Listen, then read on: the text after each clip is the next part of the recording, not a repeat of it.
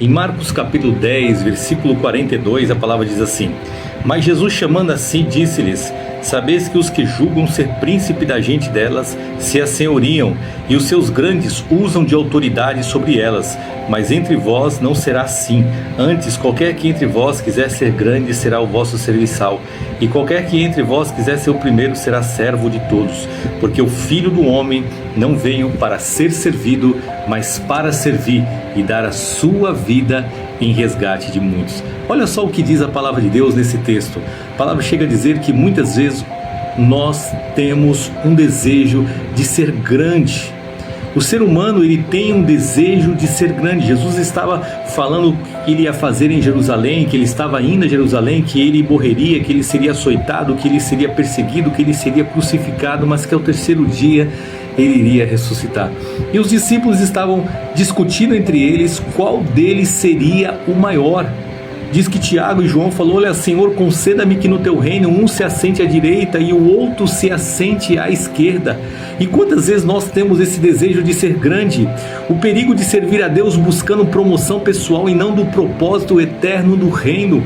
Quantas vezes nós estamos falando isso para Deus, procurando servir a Deus, mas com posição de destaque, mas Deus não te chamou para você ser posição de destaque. Deus te chamou para servir, para se entregar, para fazer a sua obra, mas sem querer destaque ou promoção pessoal. Segunda coisa que nós vemos nesse texto, que é a falta de entendimento sobre o preço da glória.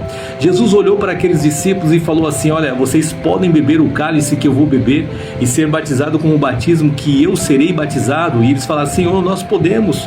Muitas vezes nós não entendemos que no reino de Deus nós precisamos pagar o preço da cruz. Antes de você querer ser destaque de alguma coisa, você precisa pegar a sua cruz e seguir a Jesus. A palavra fala que seguir a Jesus envolve sacrifício, fidelidade, perseverança. Deus não te chamou para você ser posição de destaque. Deus te chamou para pegar a cruz, para você servir a Ele, para você seguir, para você prosseguir. Terceira coisa que nós aprendemos nesse texto aqui, a reação dos discípulos e os ciúmes e competição. Ou seja, quando os dois falaram: Senhor, conceda-me que um se assente à direita e o outro à sua esquerda, diz que os 10 ficaram irados, os 10 ficaram revoltados com aquele pedido de Tiago e João.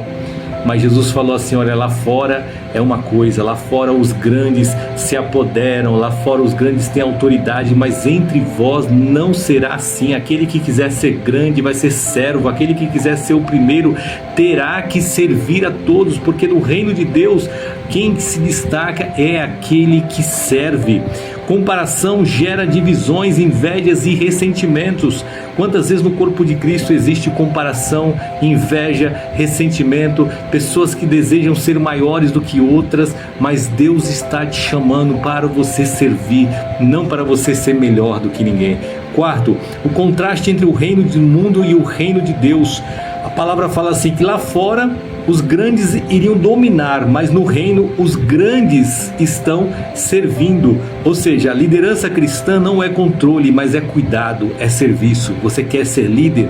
Você primeiramente tem que aprender a servir, porque se você não serve, você não está apto para ser líder. Quinto, Jesus foi o maior exemplo de grandeza. Jesus chega a destacar aqui no versículo 45, porque o Filho do Homem não veio para ser servido, mas o Filho do Homem veio para servir e dar a sua vida em resgate de muitos. A verdadeira grandeza é medida pelo amor e pelo serviço ao próximo. Quando você ama, quando você serve, essa é a verdadeira grandeza. Eu deixei 3 coisas anotadas aqui para você refletir e pensar. Primeiro, a grandeza no reino não é subir, é descer. Quer ser grande no reino? Então não suba, apenas desça. Não é ser visto, mas é ser útil. Não é mandar, mas é servir. E a pergunta final que eu deixo para você no dia de hoje é essa: em que área da minha vida Deus está me chamando para servir e aparecer menos?